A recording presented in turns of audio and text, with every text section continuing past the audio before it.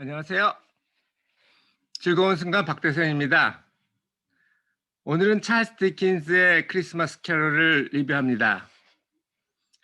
크리스마스가 되면은 생각나는 소설이죠. 그리고 영화도 많이 돼서 내용은 잘 알고 계실 겁니다.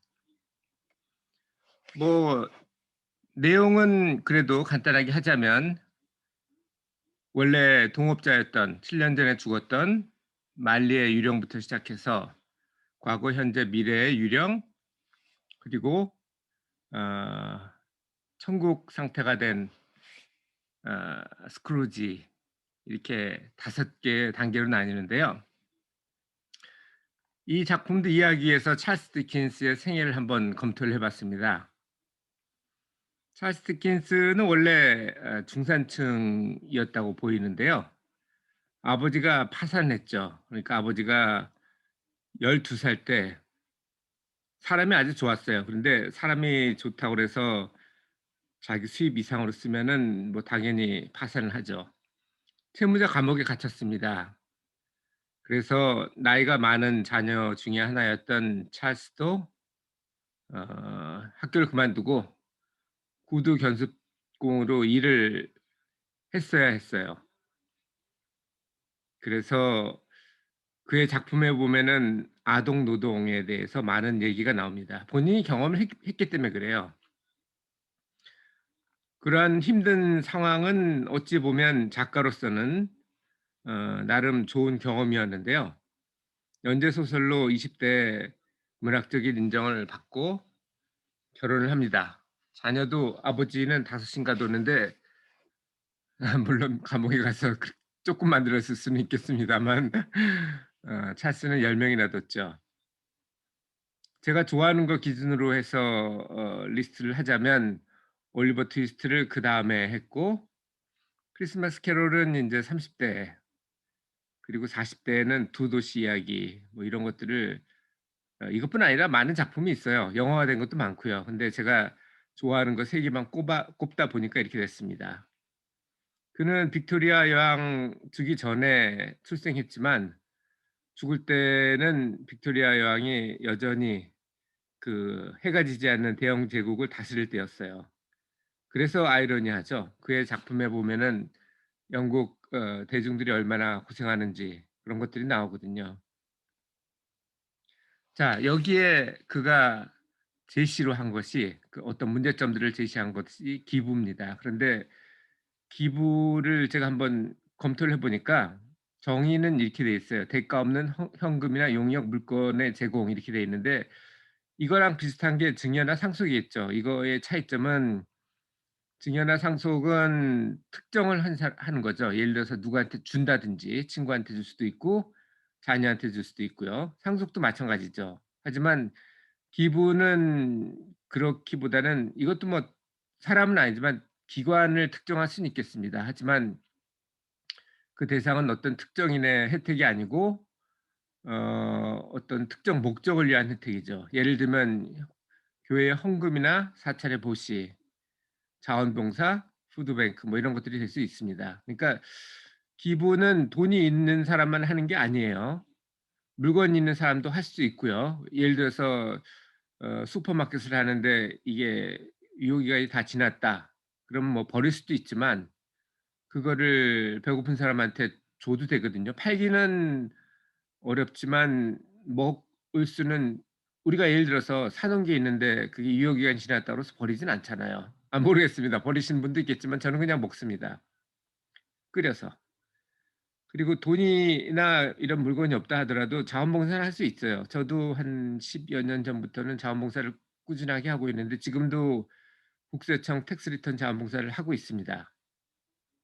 헌금이나 뭐 보시 같은 거는 한 3-4년 전에 시작을 했는데 그거는 인제 돈이 있어야 되기 때문에 그렇죠. 근데 돈이 꼭 필요한 건 아니에요. 사찰에서 보시하는 게 돈만이 아니고 뭐 예를 들어서 따뜻한 말을 할 수도 있고요. 아니면 뭐 미소로 상대방을 기쁘게 해줄 수 있습니다. 그래서 기부라는 거는 언제 어디서나 누구나 할 수 있는 거예요. 그리고 이 스크루지가 잘은 모르지만 어떤 상사의 대표였을 것으로 생각을 하고 그가 사용했을 것으로 보이는 법인세법을 한번 검토를 해 봤더니 법인세법상 기부도 역시 사업 목적의 무상 지출입니다. 그러니까 대가를 바라지 않고 주는 거는 똑같아요.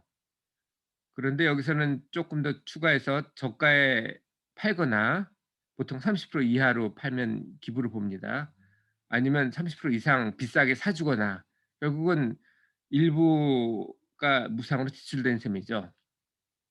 이런 것도 있고 인지번에 간접적 자원봉사를 하는 경우도 있습니다. 예를 들면 뭐 회사에 출근해야 되는데 한 달에 한 번 정도는 자원봉사를 해도 된다. 근무를 봐 주겠다 그러면 실질적으로는 무상 자원봉사가 되는 거죠. 회사에 그 급여를 줘야 될 거를. 그런데 이게 보니까 영미 쪽하고 한국하고는 또 법인세법이 많이 다릅니다. 예를 들어서 영국이나 캐나다 같은 경우는 어 만 불짜리가 10만 불이 됐어요. 주식 같은 걸 예를 들겠습니다. 그러면 그걸 기부하면은 10만 불 기부하는 거로 봐 주거든요. 그런데 한국은 그렇게 봐 주는 거는 똑같은데 어 또 그만큼 매도 차익을 잡아 버리기 때문에 기부함으로써 일어나는 아무런 효과는 없습니다. 그거에 반해서 캐나다 같은 경우는 제가 지금 여기서 텍스 리턴 자원봉사를 하니까 아는 건데 그 만 불을 10만 불이 된 거에 대해서 기부를 하면은 10만 불 기부 인정해 주는 거는 똑같은데 만 불에서 10만 불로 이렇게 소득으로 잡지를 않아요. 그러니까 어찌 보면 거의 2배 가까운 효과를 나타내기도 합니다. 그런 면에서 한국은 개선할 필요가 좀 있지 않나 싶어요. 참고로 작년에 연탄 기부나 연탄이라는 게 보통 달동네에 있잖아요. 그래서 봉사자도 많이 필요하죠. 거긴 그 차가 들어갈 수가 없는 곳이 많으니까. 근데 봉사자 기부도 많이 줄었다고 하네요. 그래서 이런 부분은 추울 때 더 필요로 할 때 하는 기부가 똑같은 돈이나 시간이라 하더라도 더 가치가 있지 않나 하는 생각을 해 봅니다. 자, 내용을 빼먹을 수는 없겠죠. 주인공은 뭐 명약관항합니다. 스크루지인데 스크루지를 통해서 저자가 얘기하려고 했던 것은 저임노동, 아동노동 그리고 장애인 복지가 나옵니다. 여기에 보면 인제 맨델스의 인구론에 대해서도 얘기가 나오는데 그에 대해서는 좀 더 생각할 필요는 있어요. 물론 맨델스의 의견이 맞다는 건 아니지만 사회에 있어서 어떤 자원이 제한될 때 예를 들어서 우주 여행을 갔는데 산소가 부족해요, 고장이 나서. 그러면은 그 산소를 그 승객 중에 10 명의 승객이 있다고 치면 누구한테 먼저 공급할 것인지 그런 걸 보면 그럴 때 장애인은 아닐 겁니다. 아마 그 고쳐야 될 수리 기사나 아니면 고친 다음에 지구로 귀환해야 될 선장 이런 사람들한테 우선 주어져야 될 거예요. 그래서 저는 맨델스의 인구론에 따라서 장애인 복지를 줄이자 이런 거에 대해서는 찬성하지 않아요. 하지만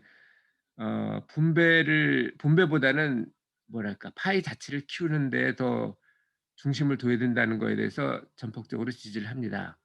파이 자체가 없다면 분배 자체도 의미가 없고요.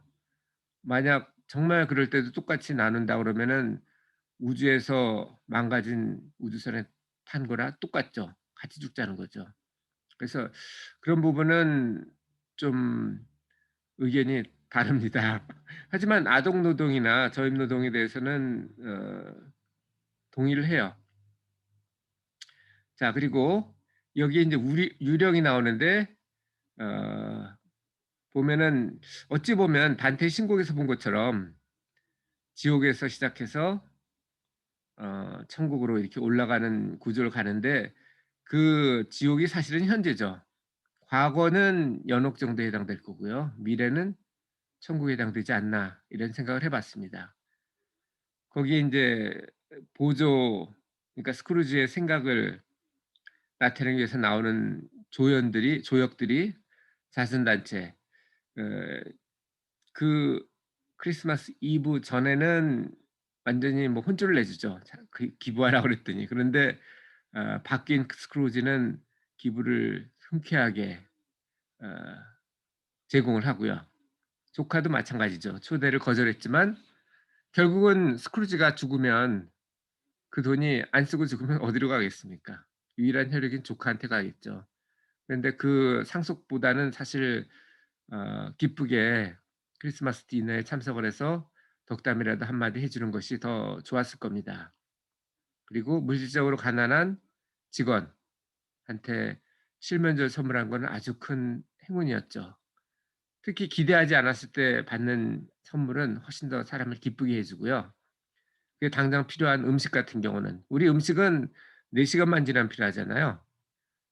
더욱이 그 냄새부터 시작해서 먹을 때의 즐거움까지 하면 그가 사용했던 돈보다는 훨씬 더 큰 효과를 냈을 겁니다.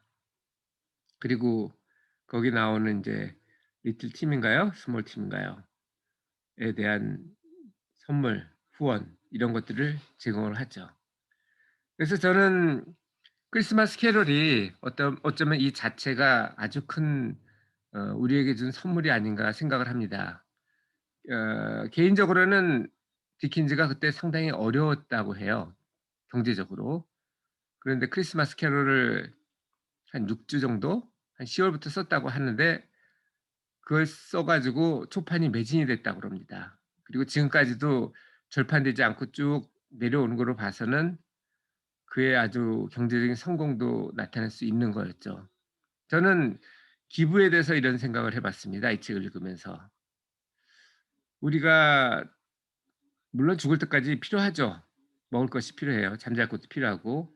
그런 기본적인 것은 남겨 둬서 뭐 상속을 하든 아니면 뭐 없다면 다 없애든 그건 좋은데 그 이상이 된다는 거는 평소에 꾸준하게 선물을 주든 기부를 하든 이런 게 더 좋지 않나 싶어요. 그게 훨씬 더 나 자신도 그렇고 상대방도 그렇고 기쁠 겁니다. 그리고 이거는 아까도 말씀드렸지만 꼭 돈이 있어야만 되는 건 아니에요. 시간을 기부할 수도 있고요. 재능을 기부할 수도 있습니다. 그래서 저는 이 책을 한번 읽어 보시고 '나는 죽을 때 어떻게 기억될 것인가.' 그걸 한번 생각해 보셨으면 좋겠어요. 스크루지도 미래 유령을 따라서 자기 장례식 모이는 사람들 이런 걸 보죠. 묘비명도 보고. 가끔씩 묘비명을 어떻게 하면 좋을지 생각해 보는 것도 좋은 경험이 되지 않을까 저는 추천해 드립니다.